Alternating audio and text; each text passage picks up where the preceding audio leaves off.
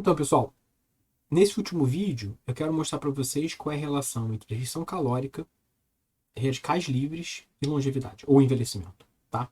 Então eu vou falar um pouco para vocês sobre a teoria do envelhecimento pelos radicais livres e o que a restrição calórica tem a ver com isso, tá? Vamos para aula. Então vocês já devem ter ouvido falar na teoria do envelhecimento pelos radicais livres, tá? Nesse experimento aqui, na compilação de vários experimentos, acontece o seguinte. O que ele está medindo aqui é proteína carbonilada. O que isso quer dizer? São proteínas que sofreram dano pelos radicais livres, tá? E aqui o tempo de vida, tá? Normalizado. Então, independente do bicho que você olhar aqui, humano, chimpanzé, drosófila, verme, levedura, o tempo de vida foi normalizado. Então aqui é o tempo de vida máximo que o bicho tem, aqui metade do tempo de vida e por aí vai. Pra gente tentar olhar tudo de um jeito só. Comparar bichos que vivem muito mais tempo do que outros, tá? E o que a gente vê é o seguinte. O dano oxidativo, né, a quantidade de proteínas danificadas pelos radicais livres, ela aumenta em modo linear até mais ou menos 60% do tempo de vida, quando você tem uma mudança na inclinação da curva. A partir daqui parece que ser mais danificado. Tá? Isso significa, para cada símbolo, você tem um bicho diferente, isso é uma tendência geral. Quando você chega em 60%, você começa a ter um aumento do dano oxidativo. Tá? E aí a gente tem uma relação entre restrição calórica e a quantidade de radicais livres que são gerados. Tá? Então, se vocês olharem aqui, que a gente tem animais de diferentes idades, tá? Camundongos de diferentes idades, um camundongo mais novo e os camundongos um pouco mais velhos, tá? Diferentes tecidos, cérebro, coração e rim. E que camundongos que comem à vontade e camundongos que fizeram restrição calórica, a barrinha preta. Tá? E aqui a gente está medindo radicais livres, tá? Dois exemplos de moléculas que são radicais livres sendo gerados. Duas coisas a gente pode ver.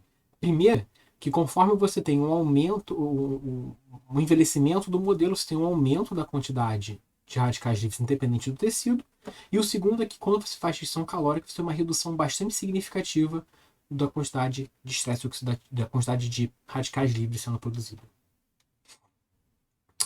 E além de você ter uma redução na quantidade de estresse oxidativo sendo gerado, você tem um aumento na proteção contra o estresse oxidativo quando você tem radicais livres. Quando você tem restrição calórica, desculpa. Então a ideia é, essa redução na quantidade de radicais livres que aparece é porque você tem menor produção de radicais livres ou porque você tem um combate melhor a eles. Parece que a gente tem um combate melhor a esses radicais livres, tá? Então, o principal ponto desse slide aqui, se a gente olhar, é esse slide aqui, tá?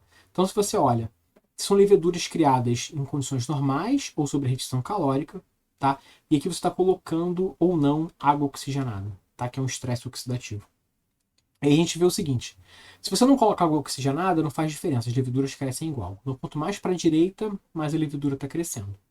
Agora, se você estressa, você aumenta a quantidade, aumenta o estresse oxidativo jogando água oxigenada sobre a levedura, você vê que a levedura que cresceu normalmente, ela não consegue crescer direito, enquanto a levedura que estava sobre restrição calórica cresce tanto quanto se não estivesse água oxigenada. Isso é um indício de que ela tem uma maior resistência ao estresse oxidativo. Ou seja, a restrição calórica, de alguma forma, está aumentando a proteção contra o estresse oxidativo. Então, essa redução na quantidade de radicais livres ocorre não necessariamente por causa de uma redução na produção de radicais livres, mas porque você pelo menos tem uma maior proteção contra o estresse oxidativo. Tá? E aí se você olha o dano está reduzido. Então você olha aqui a quantidade de proteína carbonilada, tá? E conforme eu mostrei para vocês lá no primeiro slide, conforme os bichos vão envelhecendo, você vai ter um aumento da quantidade de dano, tá? Mas os animais que fizeram restrição calórica têm uma redução no dano causado pelo estresse oxidativo. Então eles têm menos radicais livres e menos dano causado por estresse oxidativo. Isso você tem uma ligação direta entre o estresse oxidativo e a respiração mitocondrial, que eu falei lá no vídeo anterior, lá no primeiro slide, quando a gente mudava a quantidade de glicose que a gente colocava para a levedura. Tá? Então, se a gente olha aqui o consumo de oxigênio das leveduras, se você coloca a levedura sobre estresse oxidativo, desculpa, se você coloca a levedura sobre restrição calórica, ela consome mais oxigênio, tá? Porque ela começa a fazer respiração desde sempre, então ela tem mais mitocôndrias, respira mais. Se você coloca, você inibe a captação de glicose da levedura, uma levedura que não tem hexoquinase, e ela então faz muito mais respiração mitocondrial, mais respiração mitocondrial ainda, tá? Então, isso é um indício de que, se você bloqueia, você força uma restrição calórica, ou por reduzir a quantidade de comida que a levedura tem, ou por impedir que ela pegue a comida, ela aumenta muito a quantidade de mitocôndrias, porque ela tem que arrumar um jeito de conseguir essa energia. Tá? E a respiração mitocondrial é essencial para você ter os efeitos da restrição calórica. Tá? Então, de novo aqui, nas leveduras, se você tem se você faz restrição calórica na levedura, ela vive mais tempo, mas se você não tem citocromo, então ela não consegue respirar direito, a mitocôndria não funciona direito, independente de ter ou não ter restrição calórica, você não consegue aumentar o tempo de vida. Ou seja, as mitocôndrias são essenciais para você ter o efeito de aumento da restrição calórica, aumento do tempo de vida, tá? Beleza. Então quer dizer que quanto menos radicais livres eu tiver, melhor? Não necessariamente, tá? Os radicais livres são importantes para alguns processos metabólicos. Então, se você não tiver nenhum radical livre, não funciona direito. E um exemplo bom disso são os vermes C. elegans, tá? Esses vermes, eles normalmente vivem sob baixa pressão de oxigênio, tá? E aí o que acontece é que, no meio comum deles, como eles têm pouco oxigênio onde eles estão vivendo, eles têm uma quantidade de radicais livres pequena, tá? E aí o que acontece? Se você pega esse vermezinho e trata ele com paraquat, que gera estresse oxidativo, o paraquat, por incrível que pareça, aumenta o tempo de vida do verme, tá? Como ele está normalmente numa quantidade baixa de radicais livres, se você aumenta, ele acaba vivendo mais tempo. Se você aumenta muito, ele acaba morrendo. Mas para o verme, que vive numa pressão baixa de oxigênio, um pouquinho mais de radical livre é bom. Por outro lado, se você pega um vermezinho que não tem superóxido de dismutase, ou seja, ele não consegue combater o estresse oxidativo de modo eficiente, ele já está no nível da toxicidade. Então, se você dá paraquat, ele acaba morrendo. Se você trata com antioxidante, ele vive mais. Então, os efeitos dos radicais livres têm uma curva em cima. Se você tem muito pouco radical livre, você perde na sinalização, então você perde em tempo de vida também. Por outro lado, se você tem muito radical livre, você já passa da curva para o nível de toxicidade, e aí os animais acabam vivendo menos tempo. Então, radical livre, não necessariamente quanto menos melhor. Tem uma quantidade ideal para aumentar você ter um tempo de vida máximo. Então, aqui no sério, se você dá paraquat para ele, ele acaba vivendo mais tempo do que o controle. Tá? Então, com estresse oxidativo, ele vive mais tempo. Mas se você dá paraquat, mas dá um antioxidante, você bloqueia esse efeito de aumento de tempo de vida.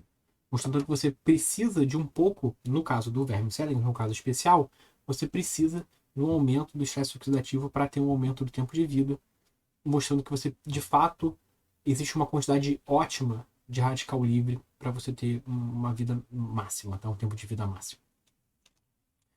Então, um exemplo disso que eu quero mostrar para vocês de quanto você precisa de radical livre para ter um efeito sinalizador, acontece em mamífero e com restrição calórica, tá? Então, num camundongo controle, vocês estão olhando aqui em cima, tá? Quando você faz restrição calórica, isso eu mostrei para vocês durante essas aulas todas, você tem um aumento da quantidade de mitocôndria, tá? Você tem mais DNA mitocondrial. Você tem um aumento do consumo de oxigênio, tá? E a gente vê que tem um aumento de várias proteínas envolvidas com metabolismo oxidativo. Então, PGC1-alfa aumenta, que está envolvido com biogênese mitocondrial, falei na aula passada com vocês. Várias proteínas envolvidas com proteínas envolvidas com atividade mitocondrial estão aumentadas. E essa oxonitrosintase também está aumentada, tá? E o óxido nítrico é importante porque ele gera um composto chamado GMP cíclico, tá? Mostrando que você tem um radical livre, que é o óxido nítrico, é importante para você ter uma via sinalizadora. E aí, se eu tenho um camundongo que não tem essa óxido de sintase aqui, tá? Então, como no nocaute, mesmo que eu faça a restrição calórica, eu não tenho um aumento da quantidade de DNA mitocondrial, não tenho aumento do consumo de oxigênio, não tenho aumento de PGC1-alfa, tá, que eu tinha aqui, tem algum aumento levemente significativo de enzimas mitocondriais. Tá? E eu não tenho um aumento da quantidade de GMP cíclico que é gerado pelo óxido de sintase. Então eu tenho o efeito de restrição calórica nesse modelo dependente de um radical livre, mostrando que os radicais livres têm um efeito sinalizador importante. Então, como conclusão da restrição calórica, o principal papel da restrição calórica é aumentar a proteção contra o estresse oxidativo. Parece que funciona assim.